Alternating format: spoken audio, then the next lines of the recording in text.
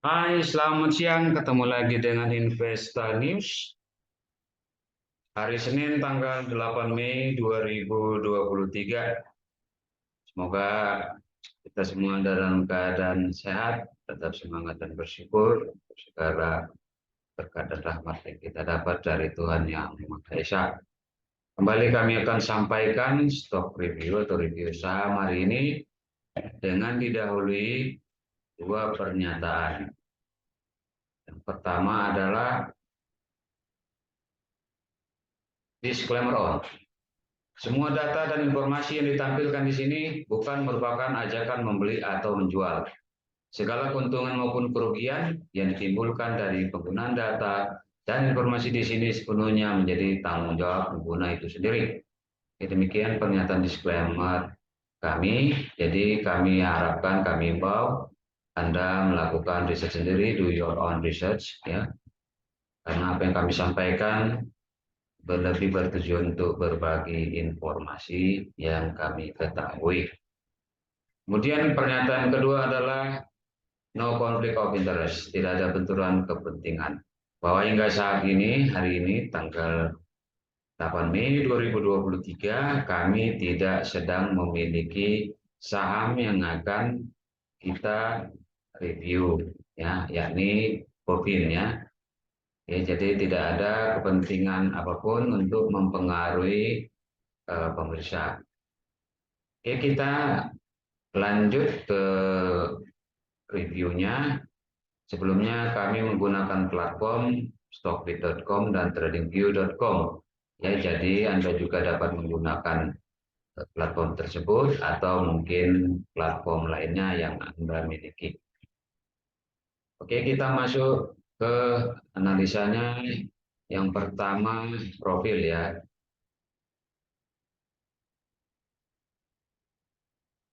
PT BFI Finance Indonesia Tbk dengan kode saham BFIN, atau kita baca saja BEBIN, bergerak di bidang usaha pembiayaan konsumen, sewa pembiayaan, serta anjak piutang. Per 31 Desember 2018, jaringan BEBIN meliputi satu kantor pusat, 228 cabang, dan 173 gerai. Perseroan memfokuskan kegiatan bisnisnya pada pembiayaan untuk kendaraan-kendaraan roda 4 dan roda 2, serta membiayai alat-alat berat dan non-alat berat melalui sewa pembiayaan. Ya, demikian profil singkatnya. Ya, jadi BEBIN ini bisnis utamanya adalah pembiayaan konsumen, sewa pembiayaan, dan anjak piutang atau factoring. Kantornya berada di BFI Tower, Sunburst, CBD Lot 12, Jalan Kapten Subianto Joyo Hadikusumo, BSD City, Tangerang Selatan. Oke, demikian profilnya. Sekarang kita lihat laporan keuangannya per tahun, ya. Jadi dari 2017 sampai 2022. Jadi ada 6 tahun, ya, 6 tahun berurutan, ya. Oke, kita langsung masuk aja ke laba bersihnya. Laba bersihnya kalau kita lihat di sini, ya, ada penurunan di tahun 2019 dan 2020, ya. 2019 dan 2020, ya. Kalau di 2020 mungkin lebih karena faktor COVID, ya. Oke, tapi dari 2017 sampai dengan 2022 kita lihat bahwa arahnya naik, ya. Laba terakhir 2022 ada 1,8 triliun lebih, ya. Naik dari 2021 sebesar 1,1 triliun lebih. Jadi ada peningkatan. Kemudian kita akan bandingkan dengan emiten lainnya, ya. Platform Stockbit menyertakan kompetitornya adalah ADMF, IMJS, dan MFIN, ya. Oke, kita pertama melihat dari current PE, presenting ratio, yang disetahunkan, dan juga current PE ratio 12 bulan terakhir. trailing method ya, trailing month. Jadi kalau kita lihat di sini, Bevin PR-nya ada di 10,2 dan 10,81 ya. Itu yang di annualize dan yang 12 trailing method month ya. Oke, jadi dia nomor 2 yang termahal ya setelah IMJS ya. Yang termurah adalah Adira ya, ADMF 6,08 dan 5,91. Kemudian kita lihat price to book value ya, harga dibandingkan dengan nilai bukunya ya. Di sini Bevin yang terbesar ya dibanding yang lain ada di 3,7 ya. Jadi memang terlihat di sini PE dan BBP-nya Bevin dibanding yang lain termasuk lebih mahal. Selanjutnya kita lihat net profit margin-nya ya kuartal terakhir ya. Di sini kita lihat bahwa Bevin yang tertinggi ya, artinya Bevin lebih baik ya dalam menghasilkan margin ya di 30,95% ya. Sedangkan yang terdekat, yang dekat dengan dia adalah MPIN ya 26,04 ya. Jadi di sini Bevin lebih baik. Selanjutnya kita lihat return on equity-nya ya 12 bulan terakhir. Di sini juga kita lihat Bevin di 20,71 ya. Jadi masih termasuk yang terbaik dibanding yang lainnya ya. Yang terdekat masih MPIN 19,09 ya. Jadi secara return, secara net profit margin, Bevin yang terbaik. Kemudian kita lihat dividen ya. Apakah dividen Bevin rutin berbagi ya? Oke, kalau kita lihat tanggal terakhir ex-date ya batas pemilikan saham untuk dapat memiliki dividen atau berhak atas dividen ya itu di tanggal 15 Desember 2022 ya.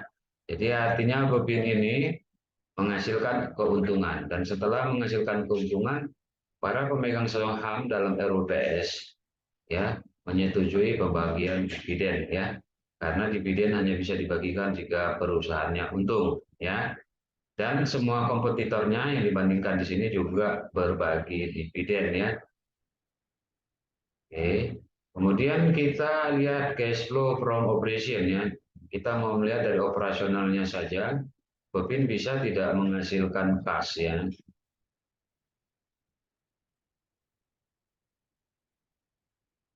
Oke, di sini Bevin ternyata minus ya, tidak bisa menghasilkan kas dari operasionalnya saja ya. Oke, tetapi semua kompetitor juga relatif ya, tidak bisa ya, karena IMJS ya dan MPIN itu hanya 129 miliar dan 571 miliar ya. Oke, Oke itu untuk perbandingannya ya. Dari apa yang kami lihat di sini bahwa secara fundamental ya Bevin masih termasuk kuat ya. Oke. Sekarang kita lihat teknikalnya. Kami di sini menggunakan volume, linear regresi, zigzag, dan moving average MA5 ya. Oke. Kalau kita lihat di sini, Bevin ada 2 kali ya. 2 kali menembus yang garis bawah dari kanal regresi.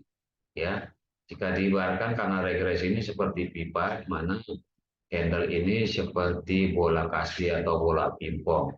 Jadi kalau kita lihat di tembusnya yang terakhir ya, sebelum sekarang ya, kita lihat bahwa setelah dia tembus di garis bawahnya kanal regresi ini dia mantul. Dan juga bisa kita lihat ke belakang. Dan saat ini candlenya menunjukkan dia tembus ya, tembus di kanan regresinya di garis bawah ya. Jadi ada potensi dia akan memantul ya. Oke, kalau kita lihat ya apa yang terjadi di sebelum-sebelumnya, candlenya kita lihat memang selalu memantul ya. Dan ini juga dia belum tembus garis tengah kanan regresi. Dan kalau kita lihat dari ke belakang ya, posisinya uptrend ya. Jadi artinya ada potensi kenaikan dari BPIN. Sekarang kita lihat di harga berapakah kita bisa beli ya. Tentu kita lihat kalau supportnya, support yang terakhir itu ya terdekat itu 1260 ya. Jadi artinya kami melihat bahwa BPIN dapat dibeli atau akumulasi beli jika masih di atas harga 1260. Ya, dengan pengertian lain, jika BPIN tembus di bawah 1260 dapat dipertimbangkan atau diambil untuk manajemen risiko stop loss atau tutup kerugian ya. Jadi kami ulangi ya, area beli adalah di 1260 ke atas ya, atau bisa sampai ke 1290 ya, tergantung dari cash manajemen Anda ya, cash manajemen masing-masing ya. Jika di bawah atau tembus di bawah 1260 dapat dilakukan stop loss atau tutup kerugian ya. Adapun taking profit yang terdekat ya dapat dilakukan di MA5 yang terakhir itu di 1330 sampai dengan 1385. 1330 sampai dengan 1385 ya, tergantung risk reward manajemen Anda. Oke, demikian yang dapat kami sampaikan, mudah-mudahan dapat bermanfaat bagi kita semua.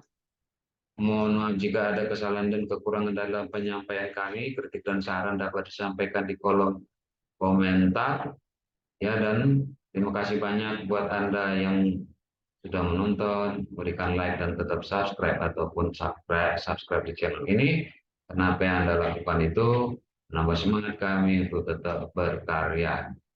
Akhirnya kami ucapkan selamat melanjutkan aktivitas kembali, tetap semangat, tentu saja tetap jaga protokol kesehatan walaupun COVID sudah mereda. Terima kasih banyak, sampai jumpa.